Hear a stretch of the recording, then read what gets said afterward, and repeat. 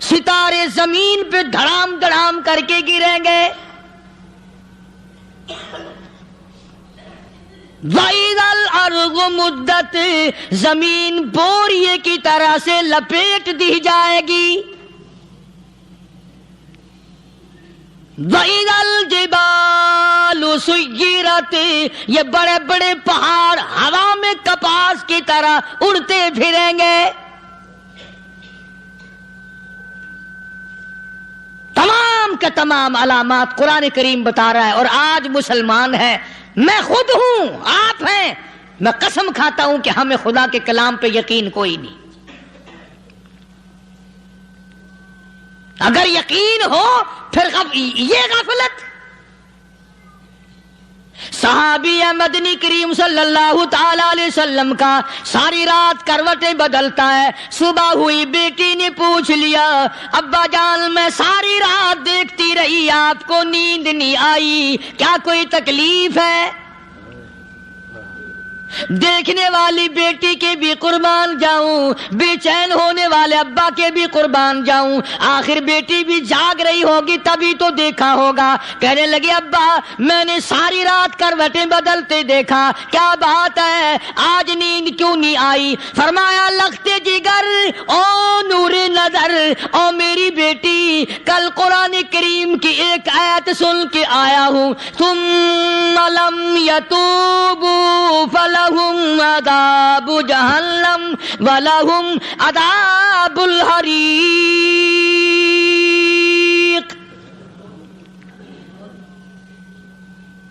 او میری بیٹی جس نے قرآن کریم کے ذریعے جہنم کی خبر سن لی ہو، جہنم کے انگاروں کی خبر سنی ہو، جس نے جہنم کی تباہ کاریاں سن لی ہو، او میری بیٹی نیند کیسے آئے؟ کیسے نیند آئے؟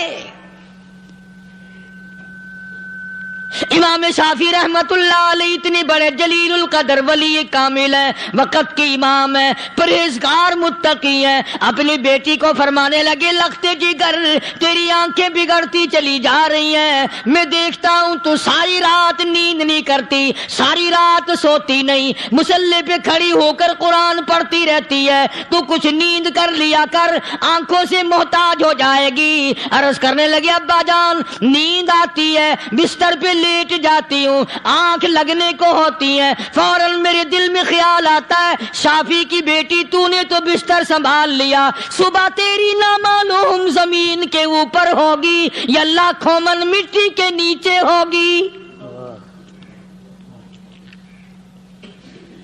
پھر میری نیند اکھڑ جاتی ہے، پھر کھڑی ہو کر خدا کا قرآن پڑھتی ہوں.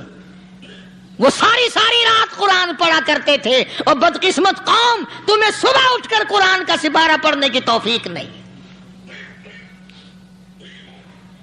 ہے. مسلمان پر قرآن کا دیدار نصیب نہیں، قرآن کی زیارت نصیب نہیں. گدھے کی طرح کھاتے سو گئے اور گدھے کی طرح صبح اٹھ کر کھانا پینا شروع کر دیا. تو رب کے کلام کا اتنا باغی کہ تو دیکھنا پسند نہیں کرتا.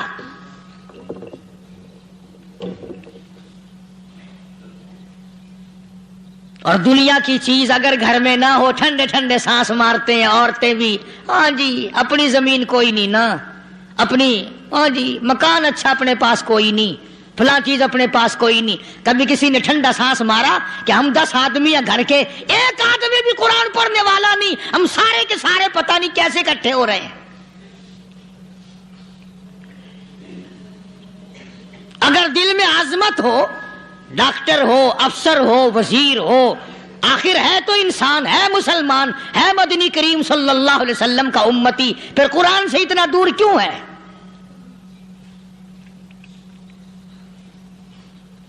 تو اللہ پاک جل شانہ نے فرمایا میرے بندے ہر حال میں ڈر. ہاں تیری ساری چلاکیوں کو میں جانتا ہوں، تیری ساری ہوشیاریوں کو میں اچھی طرح جانتا ہوں. فرمایا وہ دن دور نہیں، آیا وقت قیامت کا، آیا، کوئی کسی کے کام نہیں آئے گا. فرمایا ان وعد اللہ حق فلا تغرنکم الحیات الدنیا.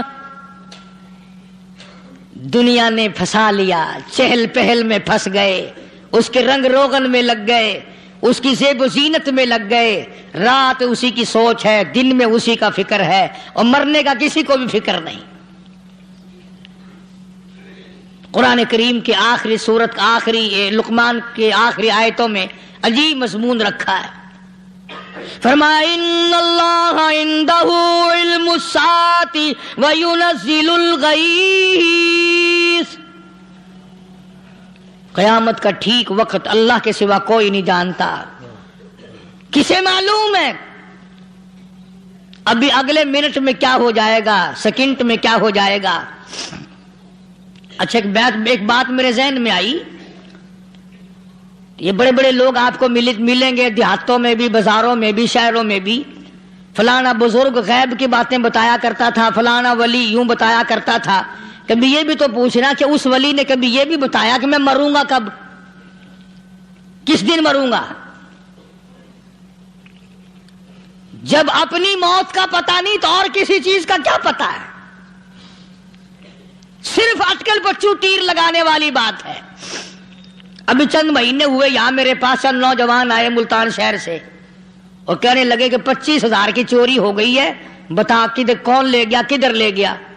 میرے پاس آئے یہاں، میں نے کہا بتا دوں گا پر آدھے لوں گا۔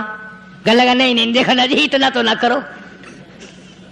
اور میں نے کہا وہ سارے ہی چلے گئے یار، یقین کرو میں یہاں چارپائی میں بیٹھا ہوں دروازے کے باہر، عصر کے بعد پوری پارٹی آئی اسی شہر کی کہ 25,000 روپیہ گم ہو گیا ہے، بتا کدھر گیا ہے۔ سب لوگ کہتے ہیں قاری حنیف بتاتا ہے، سنو قاری حنیف بتاتا ہے، ٹیلا کرا دوں گا میں۔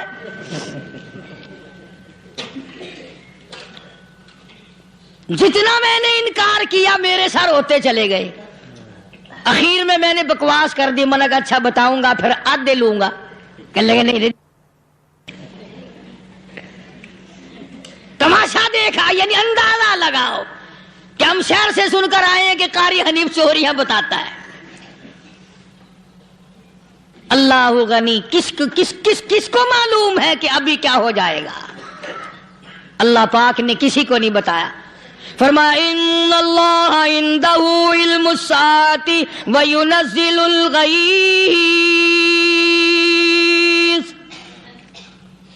قیامت کا ٹھیک وقت کسی کو معلوم نہیں، بارش کا کوئی پتہ نہیں کب ہوگی، کتنی ہوگی۔ تم ابھی کہہ رہے ہوگے کہ جی محکمہ موسمیات والوں کو پتہ چلتا ہے۔ ان 3 مہینے میں یہ محکمہ موسمیات والے کئی دفعہ کہہ چکے ہیں کہ بندہ باندی ہوگی، مگر کچھ بھی نہیں ہوا۔ بلکہ جتنے یہ زیادہ بتلاوے نا اتنا ہی موسم خراب ہوتا چلا جاوے۔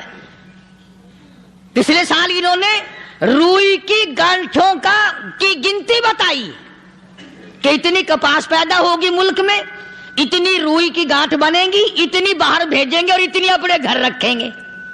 ذرا پوچھو تو صحیح ذمہ داروں سے سر کھجاتے پھرے کہ کھاد کے پیسے بھی واپس نہیں ہوئے۔ بھلے کسی کو کیا پتا کہ ابھی کیا تھا اور ابھی کیا ہو جائے گا، کل کیا ہوگا، پرسوں کیا، ایک اللہ کی ذات جانتی ہے۔ فرمایا وَيُنَزِّلُ الْغَيْثَ، کوئی نہیں جانتا بارش کب ہوگی، کتنی ہوگی، کہاں تک ہوگی، کس قدر ہوگی، کس طرح میں ہوگی، کہاں نہیں ہوگی۔ وَيَعْلَمُ مَا فِي الْأَرْحَامِ، کوئی نہیں جانتا عورت کے پیٹ میں کیا ہے، لڑکا ہے کہ لڑکی۔ باپ کو پتہ نہیں، ماں کو پتہ نہیں، دادی کو پتہ نہیں، نانی کو پتہ نہیں۔ یوں کہ کسی کو پتہ ہو یا نہ ہو، حضرت صاحب کو پتہ لگ جاتا ہے۔ حضرت صاحب کو کیوں؟ حضرت صاحب ٹھڈ دے اندر وڑدا ہوندا ہے۔ تماشا دیکھ، کوئی کسی کو پتہ نہیں چلتا، اور خدا نے اپنی خدائی کسی کو تقسیم کر کے دینی نہیں۔ لم یلد ولم یولد، نہ میرے ماں باپ، نہ میں کسی کا باپ، نہ میری اولاد، نہ میں کسی کی اولاد۔ اللہ الصمد، بے نیاز، بے مثل، بے مثال ہوں، ہمیشہ سے ہوں اور ہمیشہ رہوں گا۔ سام میرے میرے محتاج ہو، میرے دروازے کے گداگر ہو، میرے دروازے کے فقیر ہو، میرے دروازے کے دستے نگر ہو، آؤ مانگو کھاؤ، موت آئے مر جاؤ، اگر اکڑو گے فرمایا پھر میں نے بڑی بڑی سزائیں دی ہیں لوگوں کو۔ ہاں ہاں، میں تو توبہ بھی منہ سے نہیں نکلنے دیتا، کلمہ تو کلمہ ہائے نہیں کرنے دیتا میں، جب میں موت کا پیغام دوں یکدم دل کی حرکت بند ہو جاتی ہے، ہائے بھی نہیں، اوئی بھی نہیں، اف بھی نہیں، کچھ بھی نہیں۔ فرمایا وَيَعْلَمُ مَا فِي الْأَرْحَامِ، کسی کو پتہ نہیں عورت کے پیٹ میں کیا چیز ہے۔ دیکھو نا، جس نے 9 مہینے بچہ پیٹ میں رکھا، جب بچہ پیدا ہوتا ہے نا خود ماں بھی کان لگاتی ہے، بتائیں گی لڑکا ہے کہ لڑکی ہے، بےتابی سے انتظار کرتی ہے، بڑی بے قراری سے انتظار کرتی ہے عورت کہ یہ دائی بول لے، کوئی اور پاس والی بول لے، کوئی اور چھوٹی بڑی گھر کی عورت بول کے بتائے کہ لڑکا ہے کہ لڑکی ہے۔ اور جس نے 9 مہینے پیٹ میں رکھا، جب اس کو پتا نہیں تو پرلی طرف بیٹھے ہوئے حضرت صاحب کو پتا کیسے چل گیا؟ وَيَعْلَمُ مَا فِي الْأَرْحَامِ، زیادہ سے زیادہ تمہیں یہ کہیں گے جی فلاں بزرگ نے دعا کی تھی اللہ میاں لڑکا دے گا، لڑکا ہو گیا، ٹھیک ہے دعا تو بھی مانگ، بزرگ بھی مانگے، پیر بھی مانگے، فقیر بھی مانگے، عالم بھی مانگے، ماں بھی مانگے، باپ بھی مانگے، خاندان سارے مانگو، بات یہ ہے مانگو تو سارے، پر یوں کہو دینے والا وہ ایک ہے بس، یہ ہے اصل بات، اور مانگنے کی تو کوئی کسی کی وہ نہیں۔ امام الانبیاء محبوب کبریا حضرت محمد مصطفیٰ صلی اللہ تعالی علیہ وسلم سیدہ عائشہ صدیقہ رضی اللہ تعالیٰ عنہ فرماتی ہیں میں سوئی ہوئی تھی، اچانک میری آنکھ کھلی، میں نے کالی کملی والے کو سجدے میں دیکھا، رو رہے ہیں، دعائیں مانگ رہے ہیں، رو رہے ہیں۔ حضرت عائشہ فرماتی ہیں اللہ اکبر، فرماتی ہیں اتنے روئے سرکار مدینہ صلی اللہ علیہ وسلم، سانس رک گیا، سانس گھٹ گیا آپ کا۔ حضرت عائشہ فرماتی ہیں میں اپنا جگر پکڑ کے بیٹھ گئی، کہیں آج بیوہ تو نہیں ہو جاؤں گی۔ نبی نے اتنا مانگا، اتنا مانگا، اتنا مانگا، اس کائنات میں مانگنے والا کوئی آیا ہی نہیں، ہر آن مانگا، ہر لمحہ مانگا، ہر گھڑی مانگا، اور اتنا مانگا۔ میری بات لکھ کے لے جاؤ انشاءاللہ، کچی پکی بات نہیں۔ سیدہ عائشہ صدیقہ رضی اللہ تعالیٰ عنہ گواہ ہے، سیدہ فاطمہ الزہرا رضی اللہ تعالیٰ عنہ گواہ ہے، نبی کی گھر والی گواہ، نبی کی لخت جگر نوری نظر فاطمہ الزہرا گواہ، فرماتی ہیں حضور کریم صلی اللہ علیہ وسلم کا جب آخری وقت آیا، آواز بالکل ختم ہو گئی، آواز بالکل پست ہو گئی، پھر بھی لب حرکت کرتے تھے، لب حرکت کرتے تھے، دونوں کی دونوں فرماتی ہیں ہم نے کان لگایا، آواز تھی ربی حبلی امتی، ربی حبلی امتی، اور میرے مولا میری امت کو معاف کر دے۔ اور خدا کی قسم کالی کملی والے نے آخری سانس تک مانگا ہی مانگا۔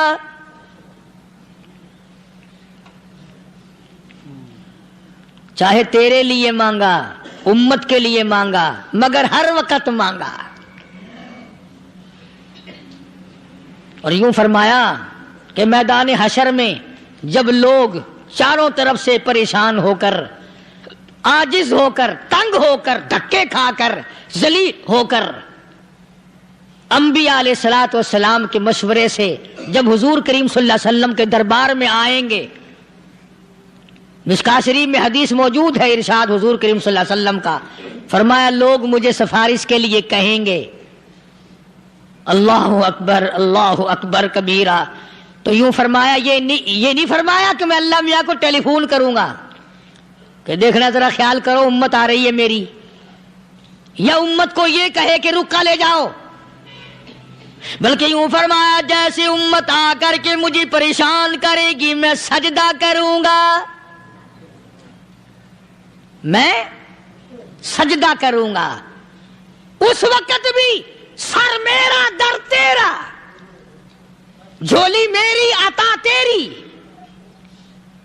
اور حدیث پاک کا اگر مضمون پڑھ کر دیکھو سارے مضامین حل ہو جائیں۔ یوں فرماتے ہیں خود حضور کریم کہ میں اتنا لمبا سجدہ کروں گا اس وقت قیامت میں، اتنا لمبا سجدہ کروں گا کہ 7 دن 7 راتیں کا وقت 1 ہفتے کے برابر وقت لگ جائے گا، میں سر سجدے سے نہیں اٹھاؤں گا۔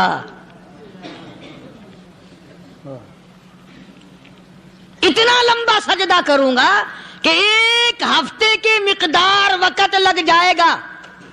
یہ مقدار کیوں فرمایا؟ قیامت کا دن ہے نا، دن ڈھلنا نہیں، چھپنا نہیں، رات آنی ہی نہیں، رات تو ہے ہی نہیں نا، اس لیے فرمایا 1 ہفتے کی مقدار دن لگ جائے گا، وقت ختم ہو جائے گا پورا ہفتے کے برابر۔ اس کے بعد اللہ پاک مجھے فرمائیں گے ارفع راسک یا محمد صلی اللہ علیہ وسلم، میرے محبوب سر اٹھاؤ، سل مانگو توتا دوں گا، مانگو دیا جائے گا، سوف یعطیک ربک فترضی، تیرا رب تجھے راضی کر دے گا۔ صحابہ کرام رضوان اللہ تعالی علیہ مجمعین نے عرض کر دیا یا رسول اللہ صلی اللہ علیہ وسلم آپ کس وقت راضی ہوں گے؟ کتنے لوگ جنت میں چلے جائیں گے، دوزخ میں چلے جائیں گے، آپ کس وقت راضی ہوں گے؟ خدا کی قسم اس محسن کائنات کا کیا کہنا کالی کملی والے نے جو ہم پر مہربانی فرمائی، یوں فرمایا جب تک ایک امتی کلمہ پڑھنے والے کا ہاتھ پکڑ کر جنت میں نہ لے جاؤں میں محمد الرسول اللہ کو چین نہیں آئے گی، ایک کو لے جاؤں گا اور چین نہیں آئے گا مجھے اس وقت بھی۔ تو عرض یہ کر رہا تھا کہ قرآن کریم نے اور تمام چیزوں میں عقیدے کا سدھار کہ عقیدہ بناؤ، یہ جو عقیدہ ہے نا اس کی حیثیت ایسی ہے جیسے پہلی اینٹ عمارت کی، اگر اینٹ ٹیڑھی ہو گئی تو ساری عمارت ٹیڑھی ہو جائے گی، اگر عقیدہ صحیح نہیں تو سارے اعمال ٹیڑھے ہو جائیں گے، اور اگر عقیدہ صحیح ہے تو اعمال بھی اور تمام افعال بھی اخلاق بھی تمام کی بنیاد جو ہے وہ صحیح رہے گی اور اچھی توفیق ہوگی۔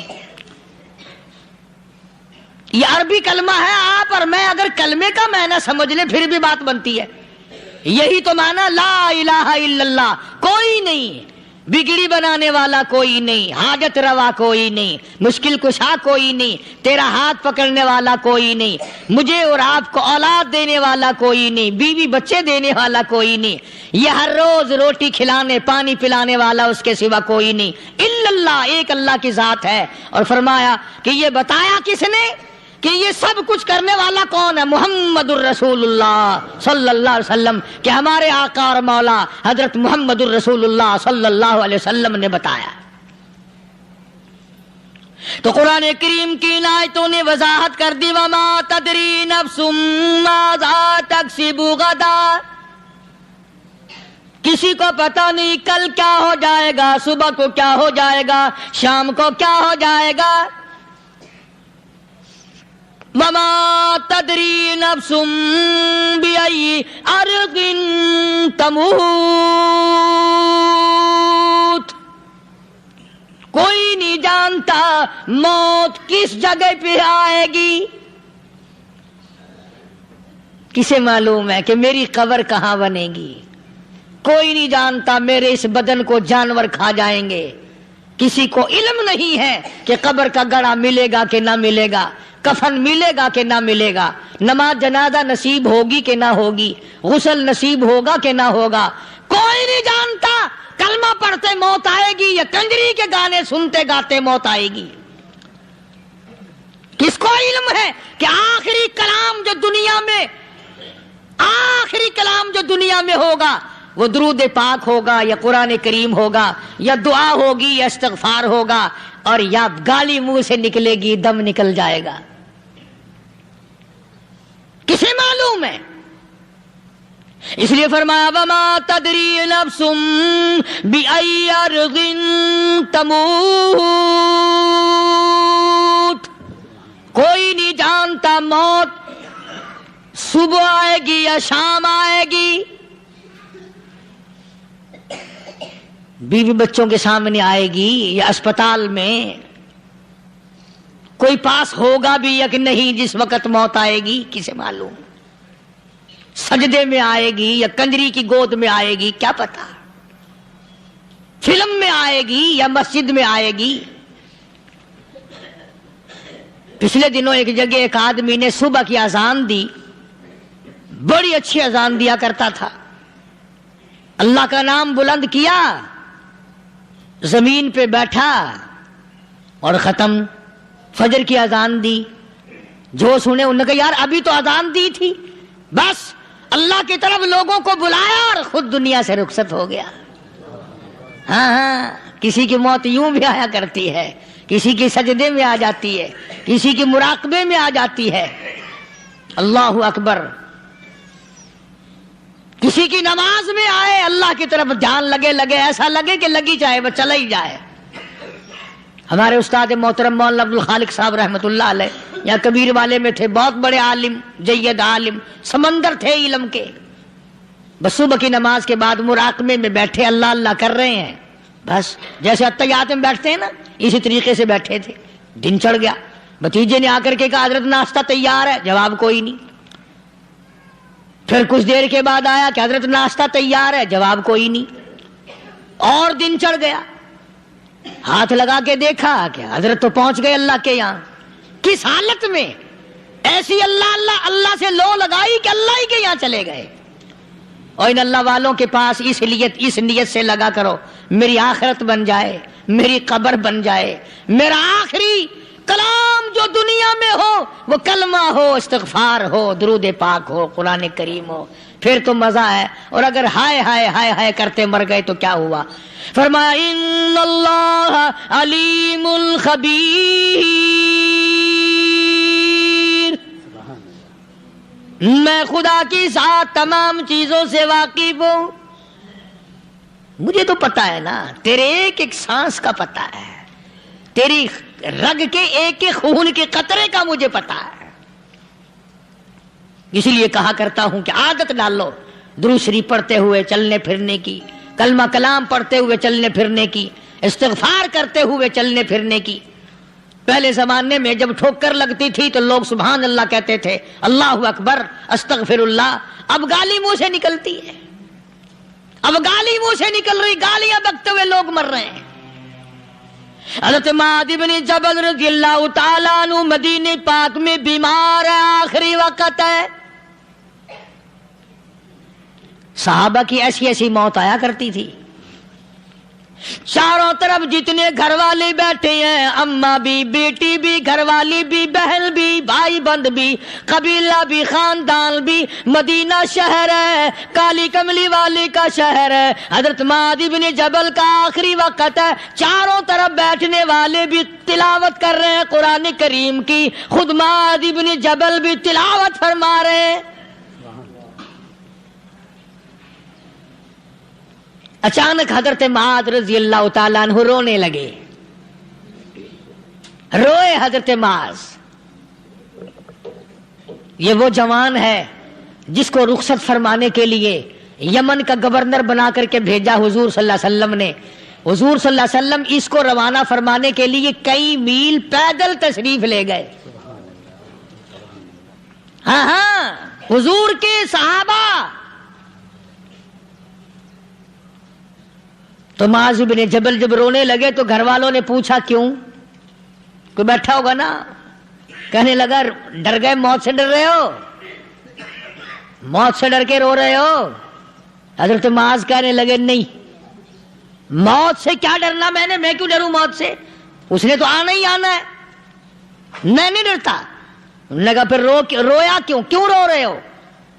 اللہ اکبر۔ صحابی کہتا ہے میرے دل کی تمنا میرے دل میں رہی، میری آرزو پوری نہ ہو سکی، میری حسرت میرے دل میں رہی، میرا شوق پورا نہ ہو سکا، میری آرزو پوری نہ ہو سکی، میری تمنا پوری نہ ہو سکی، بستر پہ موت آ رہی ہے اس لیے رو رہا ہوں۔ اے کاش رمضان کا مہینہ ہوتا، میں روزے دار ہوتا، گرمی کا موسم ہوتا، مجھے سخت پیاس لگی ہوتی، ہوتی, کفار سے مقابلہ ہوتا, میدان جہاد اور جنگ ہوتا, میں کئی کافروں کو قتل کر دیتا, پھر وہ مجھے قتل کر دیتے, میری زبان کاٹ لیتے, میری اللہ کے یہاں پیشی ہوتی, میرا رب مجھ سے پوچھتا میں آج دنیا سے کیا لایا, میں عرض کرتا الہی بولوں کیسے, تیری راہ میں زبان کٹا کے آیا ہوں اور روزہ رکھ کر آیا ہوں, تیرے محبوب کے حوض کوثر کے پانی سے روزہ افطار کروں گا. کہتا اس لیے رو پڑا ہوں کہ بستر پہ موت آ رہی ہے. ڈر کس چیز کا؟ یہ نہیں ڈرا کرتے تھے. حضرت ابو ایوب انصاری سب کہہ دو رضی اللہ تعالی عنہ. اللہ اکبر, کتنا بڑا مقدرہ والا جوان ہے. مدینے پاک میں حضور کریم صلی اللہ علیہ وسلم نے اسی کے یہاں ڈیرا لگایا. آخری وقت ہے, بیمار ہے ابو ایوب انصاری. مدینے سے صحابہ جنگ کے لیے چلے. صحابہ کی تمنائیں دیکھو. ہم جتنے بیٹھے ہماری تمنا تو یہی ہے نا, کاروبار بڑھ جائے, مکان دکان کا ساز و سامان بڑھ جائے, یہ مل جائے وہ مل جائے, یہ ہو جائے وہ ہو جائے. ابو ایوب انصاری بیٹھے ہوئے دیکھ رہے ہیں صحابہ سواریوں پہ پیدل تلوار نیزے تیر لے کے چلے. ابو ایوب انصاری کہنے لگے کہاں چلے ہو؟ کہ جہاد فی سبیل اللہ کے لیے. کہنے لگا مجھے بھی لے چلو. سمجھ رہے ہیں آپ سارے؟ فرمایا مجھے ساتھ لے چلو. کمال ہے, بیمار آدمی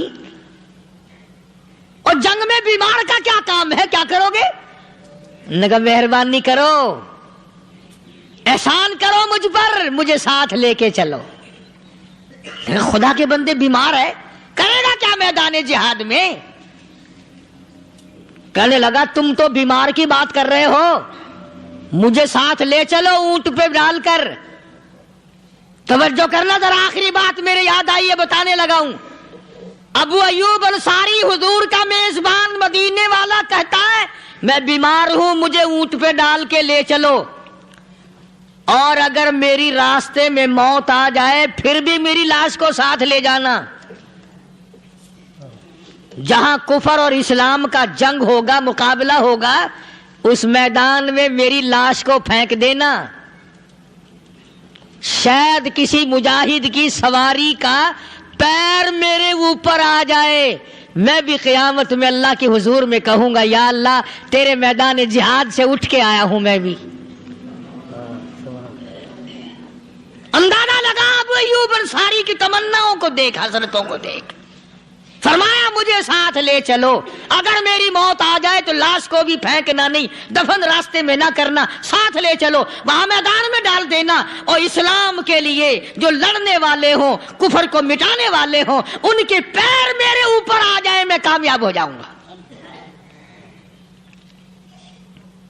ایک تم ہو جو مسجد میں جھاڑو دینے سے بھی آر کرتے ہو, صف بچھانے میں بھی تمہیں شرم آتی ہے, صف اکٹھا کرنے میں بھی تمہیں شرم آتی ہے, ادھر ادھر کوئی چیز کرنے میں تمہیں کیا معلوم ہے جس وقت قیامت کے دن ان شاہی درباروں کے خادموں کو انعام ملے گا نا, پھر ٹکرے مارو گے, او ہو لو بھائی کمال ہو گیا, ہم تو یوں ہی رہ گئے. تو آج توفیق نہیں رہی. اللہ سے مانگ, سوتے بھی مانگ, جاگتے بھی مانگ, ہر وقت مانگ, وہی تیری میری جھولی بھرے گا. اسی کی عطا اور بندہ نوازی سے ہم سب کا کام چلے گا.